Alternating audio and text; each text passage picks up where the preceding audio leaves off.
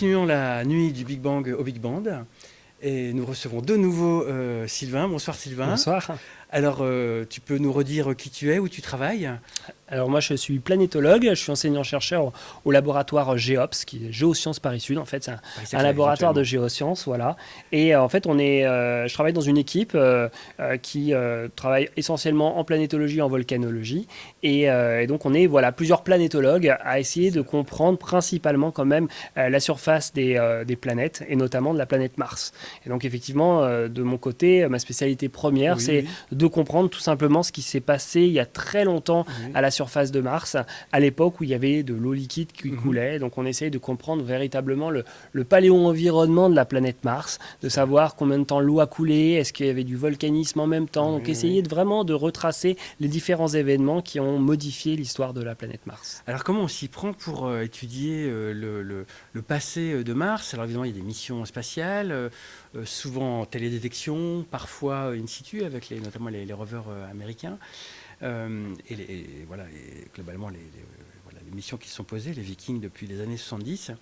Est-ce que tu prends des analogues de ce qui se passe sur Terre et puis en fonction des données plus ou moins parcellaires, d'ailleurs tu nous diras peut-être le genre de données que tu utilises, tu essaies de matcher les deux, où il y a des choses vraiment uniques sur Mars qui sont hyper originales par rapport à ce qu'on connaît de la géologie terrestre par exemple. Voilà. Donc comment tu t'y prends, quelles données tu utilises et puis qu'est-ce que tu en tires?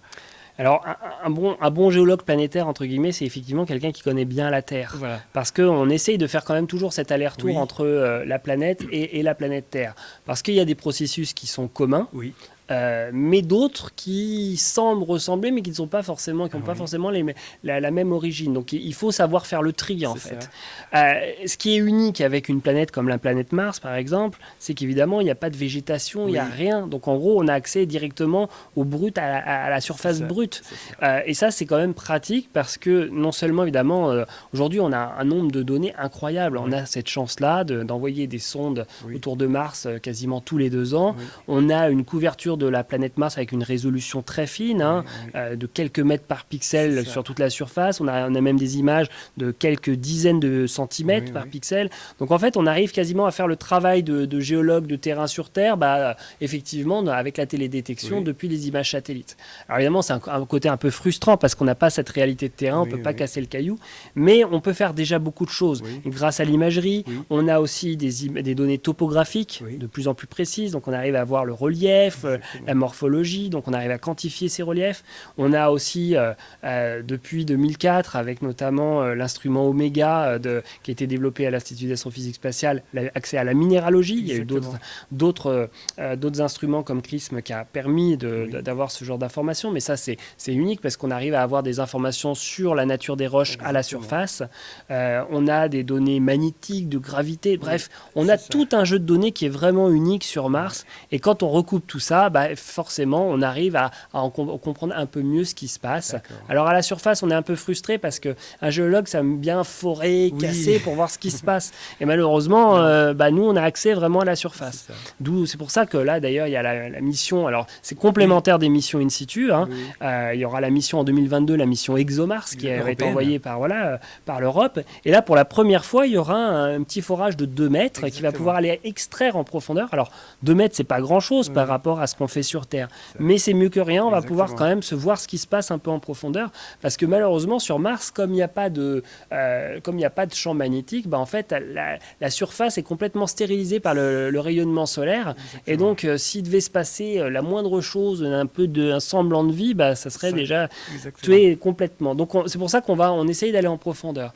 Et donc il y a énormément de choses qui sont cachées. Le fait de ne pas avoir accès à cette 3e dimension, c'est évidemment frustrant. Mais voilà, il y a déjà quand même beaucoup de choses qui peuvent se faire, et c'est très complémentaire. Toutes les missions en orbite et les missions in situ.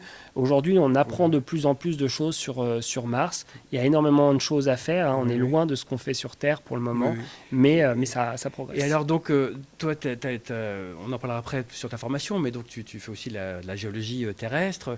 Mais alors comment tu fais avec tous ces jeux de données? Est-ce que c'est le même métier que, comme tu disais, aller casser des cailloux, etc. C'est pas du big data, mais enfin quand même c'est des jeux de données assez conséquents. je crois que toi et ton équipe, vous avez fait un papier assez récemment scientifique sur une découverte que tu détailleras, parce que moi je ne suis pas spécialiste, mais je me rappelle, voilà, je me rappelle des figures là, avec les ronds de Mars et puis des couleurs, etc. C'est très joli. Qui est très joli. Moi, ça me suffit. Mais tu pourras peut-être nous décrire un peu plus. Peut-être qu'on la mettra ultérieurement en insert. Mais ça demande quand même un spectre de techniques assez large, parce qu'analyser des données, donc oméga, qui sont des données hyperspectrales avec des spectres et des pointages, et puis casser des cailloux d'un côté, et puis corréler à la gravimétrie ou des choses comme ça, ça s'improvise pas. Donc, c'est un autre métier que le géologue de terrain, mais aujourd'hui, même le géologue terrestre quand même va utiliser de plus en plus de données, même au niveau télédétection. Le métier de géologue n'est plus le casseur de cailloux bruts. Voilà, ça a vraiment évolué. Aujourd'hui, quelqu'un qui fait de la géologie ou qui étudie la Terre va être géochimiste, géophysicien. Donc ça va être quand même des scientifiques extrêmement pointus sur un domaine. Au niveau planétologie, on va dire qu'on essaye d'être un peu, de faire un petit peu de tout pour essayer justement de comprendre le contexte.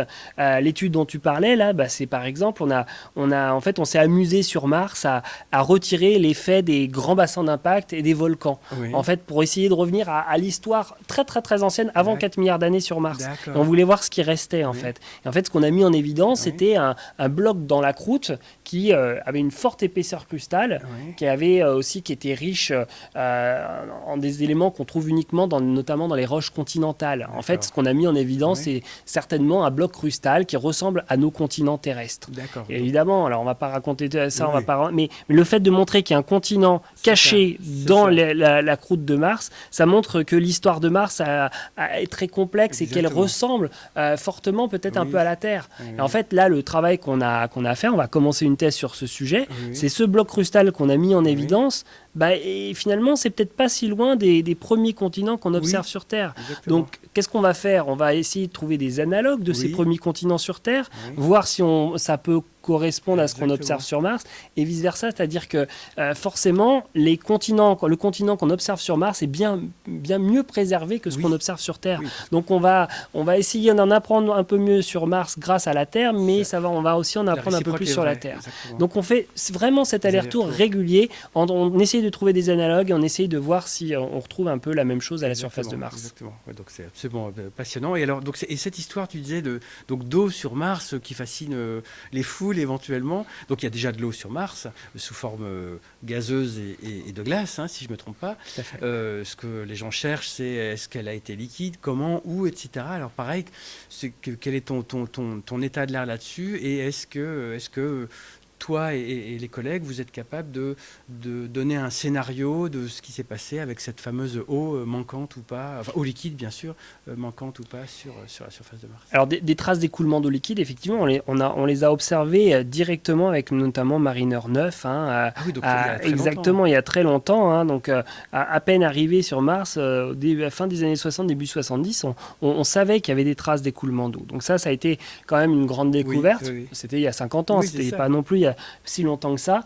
Mais de l'eau, de l'écoulement d'eau, en fait, il y a 12 000 façons de faire des écoulements d'eau à la surface. Donc c'est pareil, on essaye de comprendre est-ce que l'eau, est-ce qu'on a eu une eau pendant des millions d'années, des centaines de millions d'années? Est-ce que ça a amené de l'eau pour faire des lacs? Est-ce qu'on a eu des océans? Là récemment, l'équipe de GEOPS a démontré qu'il y avait eu un océan et qu'il y avait eu des impacts qui avaient tout simplement impacté l'océan et qui a fait former des tsunamis à la surface de Mars. Donc on retrouve aujourd'hui les dépôts de tsunamis à la surface de Mars. Donc ça, par exemple, ce genre de choses, évidemment, de se dire il y a des dépôts de tsunamis, il y a un océan, ça nous donne des indications. Aujourd'hui, avec l'imagerie haute résolution sur Mars, on a cartographié plus de 40 000 km de rivières à la surface de Mars. Donc ça montre bien que l'eau a coulé en grande quantité. Mais encore une fois, l'eau, on peut former des rivières aussi bien au Yémen qu'en Antarctique. Donc sous quel climat, en fait? Est-ce que le climat était chaud et humide? Est-ce qu'il était froid? Là, récemment, il y a une thèse qui vient de finir, ils ont retrouvé des vallées glaciaires très anciennes, donc montrant qu'il y avait certainement des glaciers à haute altitude qui fondaient pour former ces rivières. On, évidemment, travaille aussi avec des climatologues. On a les climatologues du laboratoire de météorologie dynamique qui sont capables d'essayer de modéliser. Donc là, le climat. Donc on voit bien que, en fait, le climat change. Et c'est une véritable enquête. L'eau, certainement, à la surface surface de Mars, à l'état liquide, on en a peut-être eu pendant 1 milliard d'années à la surface. Pendant 1 milliard d'années, il a le temps de se passer énormément de choses. On a eu du volcanisme, la planète Mars a basculé, on a eu la formation certainement de continents, bref. C'est une très très longue histoire. Et effectivement, l'eau liquide, on essaye de savoir vraiment quel climat, tout simplement parce qu'on est quand même à la recherche de la vie. C'est-à-dire que toutes les missions in situ veulent essayer de trouver des traces de vie fossilisées, etc. Donc il faut qu'on arrive à comprendre à quoi ressemblait Mars il y a 4 milliards d'années, à l'époque où l'eau coulait à flot à la surface. Et donc l'eau coulait il y a longtemps, donc ça a été prouvé. C'est parce que la zone d'habitabilité allait jusqu'à Mars, ou alors parce qu'elle avait une atmosphère qui faisait que les conditions étaient bonnes, ou les deux sont liés, ou peut-être que la question est idiote. Tout est lié en fait. C'est-à-dire que cette zone d'habitabilité, je pense, un mot un peu, aujourd'hui on le remet un peu en cause, même au niveau des exoplanètes, parce qu'évidemment ça va dépendre de la taille de l'atmosphère, de la distance, peut-être aussi de cette troisième dimension de la profondeur. C'est-à-dire qu'on peut très bien avoir de l'eau liquide en profondeur alors qu'on n'en a plus à la surface. Donc en tout cas, ce qu'on sait, c'est qu'il y a 3,5-4 milliards d'années, l'atmosphère de Mars était bien plus importante qu'aujourd'hui. Aujourd'hui, c'est 6 millibars, c'est 150 fois plus faible que ce qu'on connaît sur Terre actuellement. Il y a 3,5-4 milliards d'années, on pense que l'atmosphère, c'était au moins 1 bar, 2 bars, peut-être plus, on n'en sait rien. Donc il y avait une véritable atmosphère, peut-être riche en dioxyde de carbone, certainement, principalement, mais qui permettait d'avoir justement ces écoulements d'eau liquide. Donc il y avait un véritable cycle de l'eau, avec effectivement des lacs, des océans, des rivières. Donc voilà, Mars n'était pas du tout ce qu'elle est aujourd'hui, c'était une planète vraiment active. Et puis à un moment donné, la planète Mars a perdu son champ magnétique, a perdu son atmosphère, et du coup elle est devenue, parce qu'elle est une planète complètement aride. Alors c'est très sympa d'un point de vue géologue, mais c'est super cool d'aller éventuellement aller explorer, mais je vous rassure, pour aller vivre, ça vaut rien. C'est pas une planète B, ça, il faut oublier. D'aller coloniser la planète Mars, ça n'existe pas, quoi. On peut aller planter une tente, aller casser un peu de cailloux et aller voir, explorer la planète, mais ça s'arrêtera là, quoi. Il faut le faire parce qu'on a besoin d'aller étudier la planète Mars, mais on n'ira pas y vivre. Je veux dire, c'est bien plus sympa à la Terre. Tout à fait. Et puis il n'y a pas d'alternative. La Terre est notre berceau. Exactement. Et alors, il y a aussi un autre sujet qui t'intéresse et sur lequel tu es connu et tu participes beaucoup, c'est les aspects de sciences participatives en général, et en lien aussi avec la recherche de cratères dont tu as parlé plus tôt tout à l'heure, enfin en tout cas à un autre moment. Est-ce que tu peux nous dire pour toi, c'est quoi la science participative? Parce que peut-être que ceux qui nous écoutent ne sont pas complètement au courant, ou ont une idée un petit peu parcellaire. Et quels sont les programmes dans lesquels toi tu es engagé, et qu'est-ce que tu proposes au public pour participer, pour aider la science de manière à la fois ludique et extrêmement utile? En fait, on part du principe simplement que chaque citoyen peut aider à la science en aidant les scientifiques à traiter des données notamment. C'est-à-dire qu'il y a plein de domaines où on a des données, un grand nombre de données ou un grand nombre d'observations à faire, et à partir d'un protocole bien établi, établi par un scientifique, eh bien, le public peut participer et aider la science à avancer. C'est pas une lubie, c'est pas je vais passer juste faire ça pour rien du tout. C'est vraiment il y a un véritable objectif, et c'est de la recherche, c'est-à-dire que on va faire vraiment avancer le schmilblick et d'essayer de découvrir quelque chose. Alors je t'interromps. Est-ce que par exemple l'intelligence artificielle, parce que tu dis jeu massif de données, est-ce qu'il n'y a pas quelqu'un dans son coin, il nous fait un truc d'intelligence artificielle, toc toc badaboum, et hop, on n'a plus besoin de citoyens pour éventuellement regarder ces jeux de données? C'est pas aussi simple que ça, j'imagine. Mais alors, en fait, évidemment, l'intelligence artificielle va pouvoir aider sur un certain nombre de données, mais si on prend la science participative, par exemple, vous avez certainement entendu parler de Viginature, où on doit aller compter les papillons ou regarder les oiseaux dans son jardin. L'intelligence artificielle ne le fera pas. Un autre exemple là, qui me concerne directement, moi j'ai développé avec le Muséum d'histoire naturelle le programme Vigicratère, qui a pour objectif de trouver des nouvelles structures d'impact sur Terre à partir d'images topographiques, c'est-à-dire du relief. Exactement. Donc on a des images en relief, et on donne ça au grand public, et regarde, et toute structure un peu circulaire qui paraît suspect, eh bien le grand public les dessine. Eh ben ça, par exemple, en fait, on s'est rendu compte, on a donné les mêmes données à un programme d'intelligence artificielle, il est complètement dans les choux. C'est-à-dire qu'un programme d'intelligence artificielle, vous lui faites découvrir des cratères sur Mars, sur la Lune, il n'y a pas de problème parce que globalement, on sait ce que c'est un cratère. Un cratère d'impact sur Terre, vous lui faites découvrir automatiquement, il vous met tout et n'importe quoi.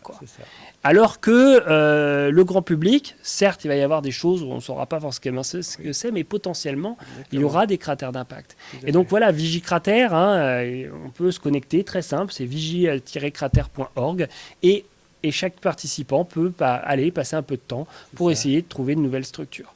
Et donc, on aime bien cet aller-retour, c'est-à-dire qu'on donne le protocole, mais après, on essaye aussi de discuter avec cette communauté, c'est-à-dire que les gens ont besoin de savoir ce qu'on va faire avec ces données, si on a trouvé une structure. Et dans tous les programmes de sciences participatives, il faut impliquer le citoyen. Pourquoi pas les associer à des publications scientifiques quand ça donne des résultats.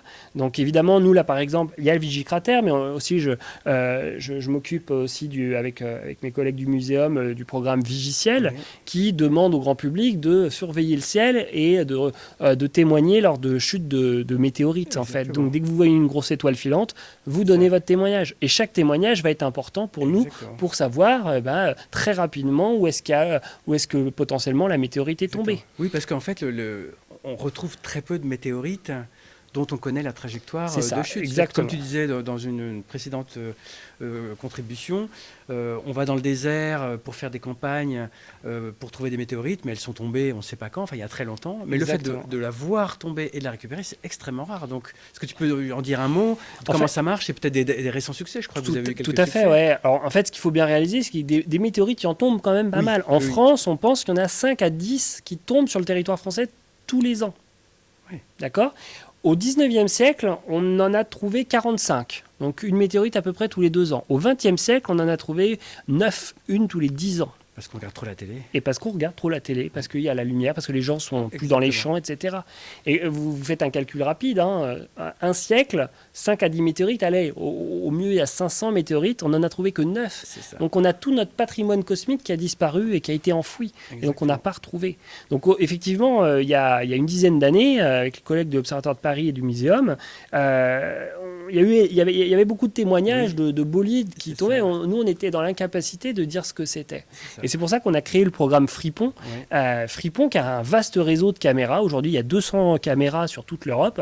Et ces caméras détectent automatiquement la rentrée atmosphérique en fait, de météoroïdes. Donc elles sont sur des toits. Exactement. Elles voient tout le ciel chaque nuit. Exactement. Et puis en faisant de la triangulation. Exactement. Et donc, en fait, dès qu'on a une détection, on va le détecter par plusieurs caméras. Le programme va calculer la trajectoire en 3 dimensions dans l'atmosphère.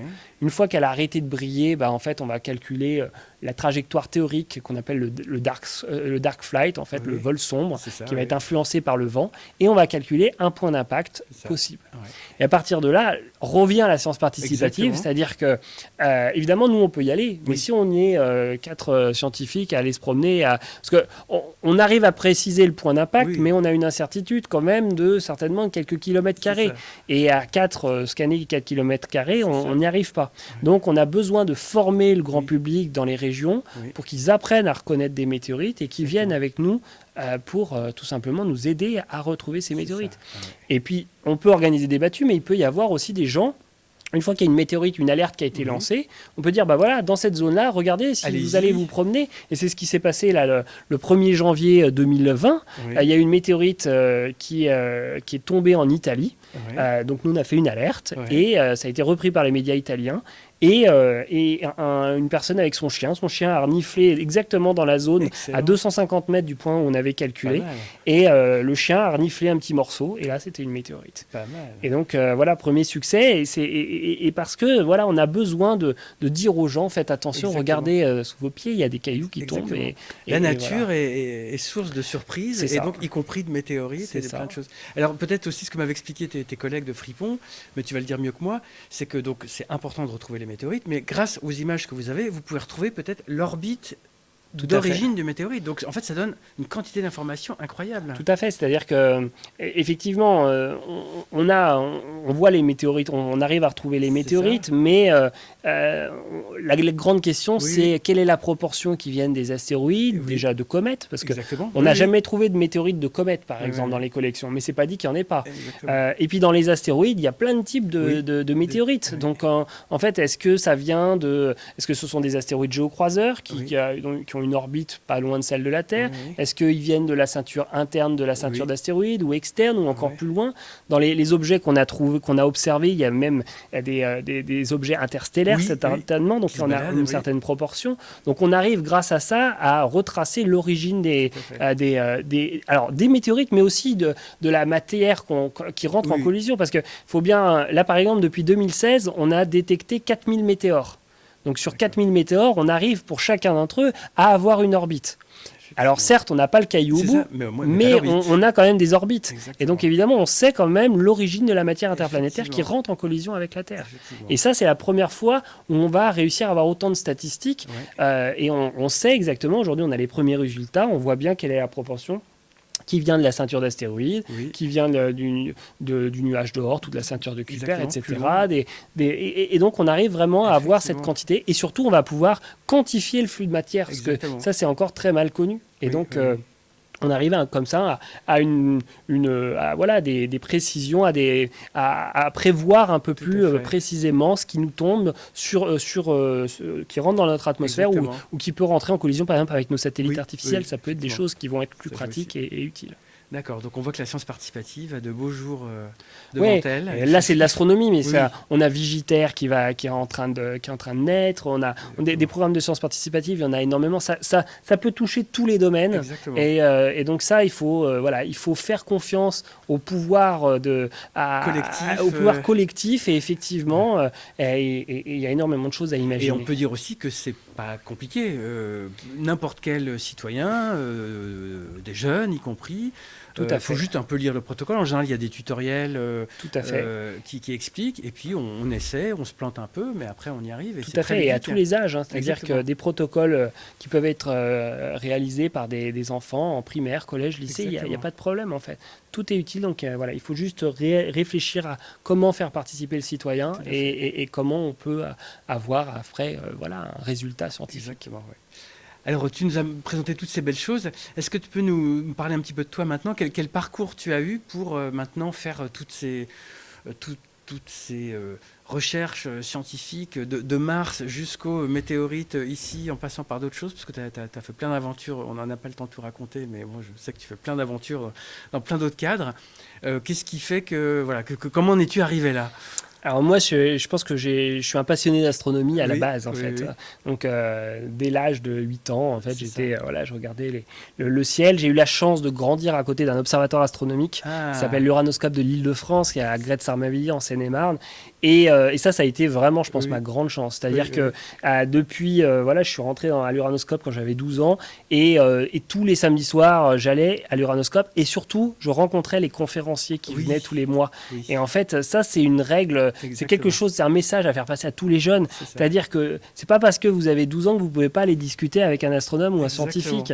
De manière générale, il faut aller poser des questions, rencontrer. Moi, pendant près de 10 ans, j'ai rencontré des scientifiques avec qui j'ai pu discuter, qui m'ont dit ça c'est bien, ça c'est pas bien, etc.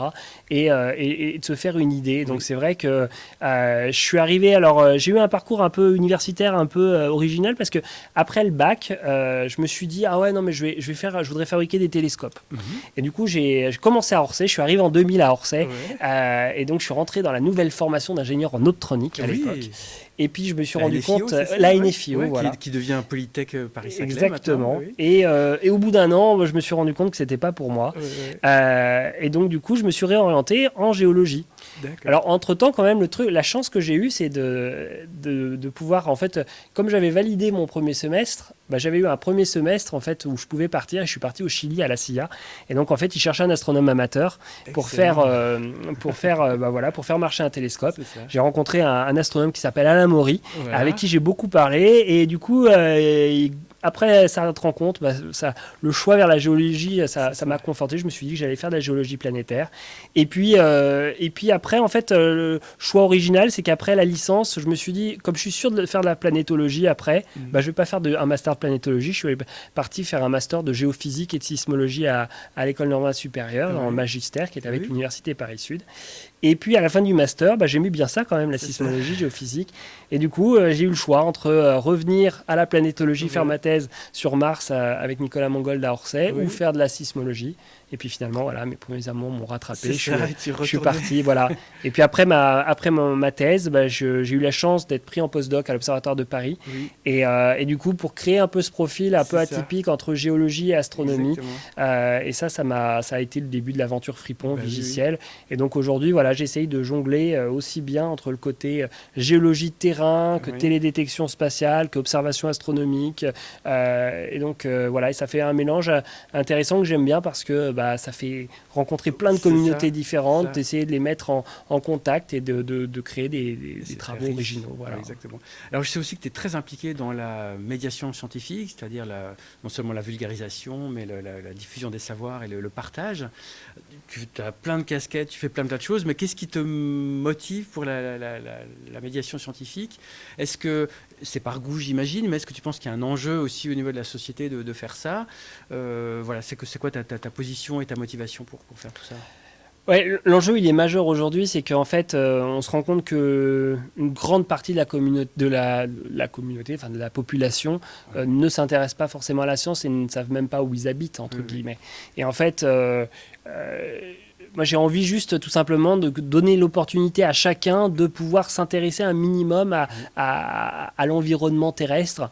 Et on le voit, l'année dernière, j'ai eu la chance d'organiser l'événement On the Moon Again, où on sortait des télescopes dans la rue et en fait, on interpellait, on interpellait le public. Et en fait, moi, c'est ça que j'aime bien. C'est aller chercher les gens qui n'ont rien à faire de l'astronomie et 5 minutes plus tard, ils disent « Ah ouais, mais en fait, c'est cool. » Et en fait, c'est super de faire de l'astronomie ou de parler aux gens qui s'intéressent déjà. Mais c'est encore plus sympa d'aller conquérir, on va dire, les gens qui n'osent pas parce que ils pensent que c'est pas accessible pour eux, parce que c'est ennuyant, etc. Alors que voilà, vous sortez un télescope, vous montrez la Lune, et moi j'en connais pas un seul qui me dit ah non c'est pas cool quoi en fait.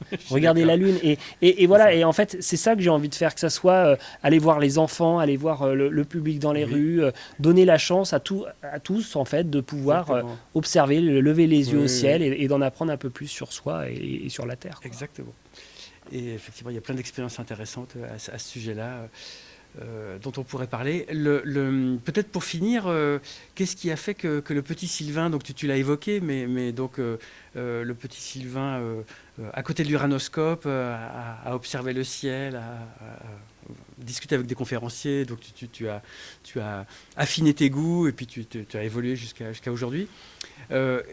Qu'est-ce que tu donnerais comme conseil, toi, à des jeunes aujourd'hui qui n'ont pas forcément la chance d'habiter à côté de l'uranoscope ou à côté d'un autre observatoire ou à côté d'une structure de recherche, s'ils ont envie de faire ça, ou à côté d'autres choses qui les intéresseraient, pour poursuivre leurs rêves, que ce soit de l'astrophysique ou que ce soit n'importe quel autre thème, sachant qu'effectivement, on voit avec les collèges et les lycées, il y a souvent pas mal d'autocensure de la part des jeunes ou d'autres aspects. Ça serait quoi tes conseils pour des jeunes d'aujourd'hui pour poursuivre soit des études, soit des rêves quelconques?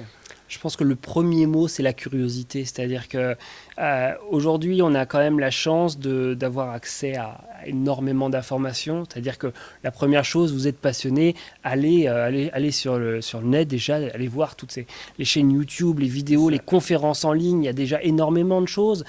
Quand vous pouvez aller avoir un événement en direct, en live, c'est encore mieux parce que voilà, on va directement avoir accès aux scientifiques. Et puis de manière générale, allez parler aux scientifiques. Alors ça peut être pendant une conférence, mais ça peut être, vous voyez tel conférencier en ligne, écrivez-lui et posez-lui des questions. Moi, j'ai une demoiselle là, qui a 12 ans qui m'a écrit et forcément, on a envie de lui répondre parce qu'elle a envie de savoir. Donc ça, il faut juste oser, curieux et oser. Parce qu'en fait, si vous avez envie de faire quelque chose, il suffit d'y aller. Et c'est vrai que si on y croit, qu'on rencontre les bonnes personnes, etc., ça va vous aider toute la vie. Et toutes les personnes personnes que vous rencontrez, même si vous êtes jeune, ado, étudiant, à un moment donné, vous allez les revoir et forcément, ça va vous aider à vous construire. Exactement. Donc ça, c'est vraiment le conseil, c'est voilà, curiosité et oser. Conseil que je partage. Merci Sylvain de ta belle contribution. Et puis bonne continuation avec la nuit du Big Bang au Big Band.